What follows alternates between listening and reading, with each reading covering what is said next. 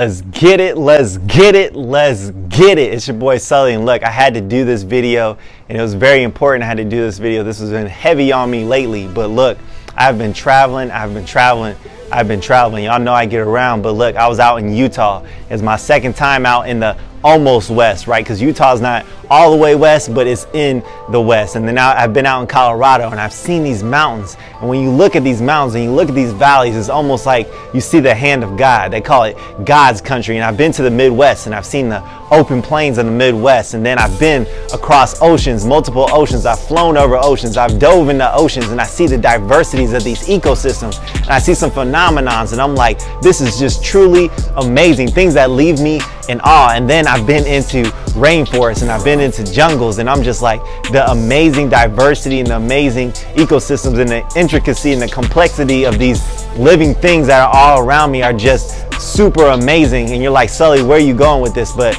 look, there's no way I can look at all these things. There's no way I can experience all these things and let these things take my breath away and not know that there's a God out there, not know that God's greatness is here on this planet, that God has created all these things, that He has spoke all these things into existence, all these great things that just come to mind. And you're like, how did these things get here? There's no way. I can't believe that God has spoken these things into existence by how great the grandeur of these things, the grandiose, just any word that you want to use in place of this. There's no way I can see these things, be taken in awe and be taken back by these things and not believe that God has created all these things. And you're like, all right, Sully, I get the point. I understand that. But look, there are some of you out there. Here's where my main point is. There are some of you out there, you may feel small with all the things that are going on, all the crises that are going on, all the amazing things that are going on, all the information overload, and all the comparisons that you might make when you're on social media, just bombarded by so many things that are happening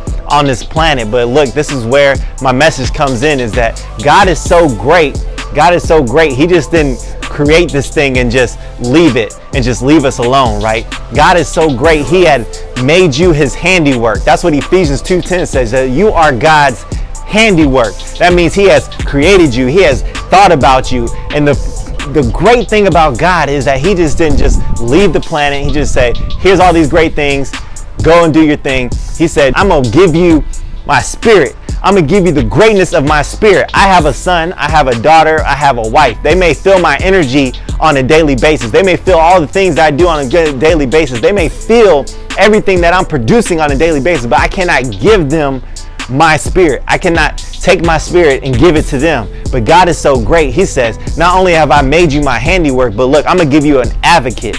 I'm going to give you a helper. I'm going to give you my spirit. I'm going to give you my greatness. So not only have I created you in my image and my likeness, but I'm going to give you my spirit as an advocate to commune with me, to communicate with me, to advocate on your behalf. So if you're feeling small and you're feeling insignificant, or you're feeling overwhelmed, know that all things can be done through Christ who strengthens me. Know that everything through Christ, through His spirit that has been placed inside of you, that you can do all things, that you can do these things, and that you can be a conqueror. You can be great. Just as He created all the greatness around here, He has created you to be great. He has a purpose for you. There's no way that I would create a table, or I would create a microphone, or I'd create anything, a chair, or whatever you want to call it. There's no way I would create something and not have a purpose for it. There's no way that I would create something or build something or develop something and not have a purpose for it. So God has a purpose for you, and He has a great purpose, and He wants you to be great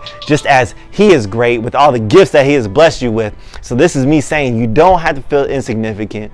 You don't have to feel overwhelmed, even though it's natural with all the things that are going on. You don't have to feel like you're in a hole by yourself. I need you to commune with God. I need you to pray with God. I need you to get into the Word. I need you to latch onto that greatness that God has in store for you. And I'll see you next time on another Maximize the Moment. Let's get it.